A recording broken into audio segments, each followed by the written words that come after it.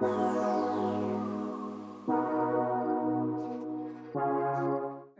name is Elizabeth Press, and I am currently growing D3M Labs, which is a data blog and a community.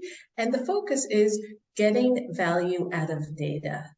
So it's filled with data experts and people who love data, people who are really passionate about how the tech industry and other industries could really use data to further their businesses and other initiatives that they're doing. And also in doing that and creating a higher ROI out of data to improve the lives and opportunities for data professionals. And before that, I was a data leader at various scale-ups and startups in Berlin, director of data, head of business intelligence.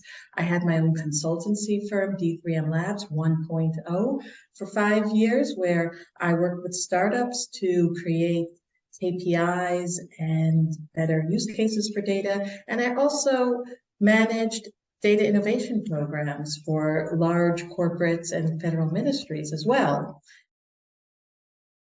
So D3M Labs, in its life as the data blog and community, the 2.0, came about because I noticed through my work as a data leader here in Berlin, as well as taking learnings from what I had seen previously, and also understanding the pain points that I saw other data leaders having, and also business owners.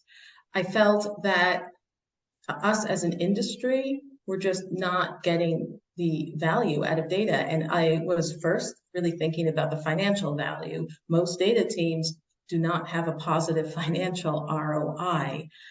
And that's a problem. It's a problem for the companies, and it's a problem for the employment security of the individuals in those teams. So I really wanted to take a step back with also people who have had similar pain points and say, what can we do better?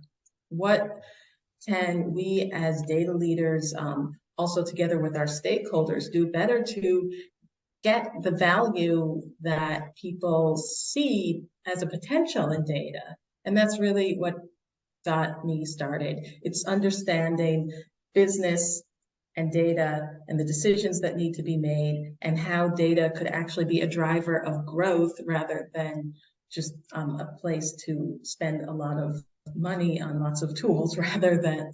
So that's, for me, the driver.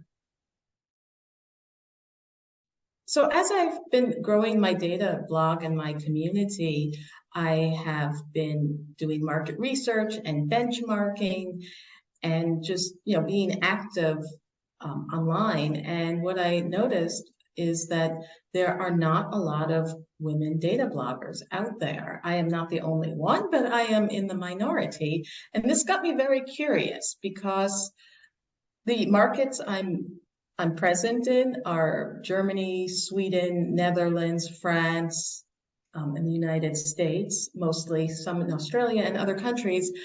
But these are all democratic countries. These are all countries that support women's rights. So why aren't there more women being data bloggers out there? Because there's nothing formally holding them back from putting their ideas out there. And it really got me thinking that while there's data leaders who are women and many other women, other leaders who are women, in the blogosphere, there are not a lot of women putting their ideas about data out there. And I think it's because to be a blogger, you have to be loud. You have to be putting your ideas out there. And even if you run a data blog with other people putting their ideas out there, there is usually a purpose and an angle that the blog is taking. So I think that what is seen as being aggressive or being pushy is also what makes a really good blogger. Not that you have to be aggressive and pushy to be a good blogger, but you have to be outspoken. You have to want to talk to the world, and you have to have a passion for a certain point of view or a certain messaging. And I think that those sorts of values are also values that might not be appreciated in a woman when she's a leader. So I think that's a big deal. And I think that the role of technology and how it shapes the future is maybe the same as it's always been.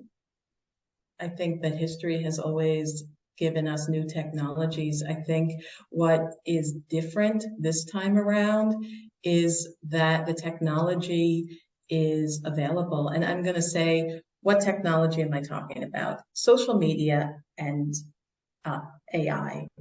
Okay, those are two technologies that are quite available to people. And if you think about AI is code, and most people are able to access at least the tools to create code, at least if we're talking about the developed world.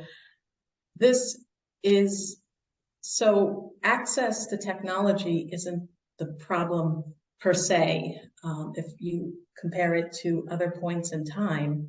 However, what is, I think, the big differentiator, and if you look at how also different countries in the world position themselves against each other, and also just world events that are going on right now, it's not the technology per se, but it's the use of the technology and how good different players in the world are at constantly innovating and using these innovations, learning from their mistakes. I would say look at technology or any field you're getting into as being interdisciplinary. I think that too many people fall into the trap of thinking in tribes. I am a data person there. I will only talk to data people and I will only do this, and data is that. This is not true. Data is so many things. Yes, it's coding. Yes, it's architecture, but it's also communications. It's also governance and process management. So just open your mind. I think also be persistent.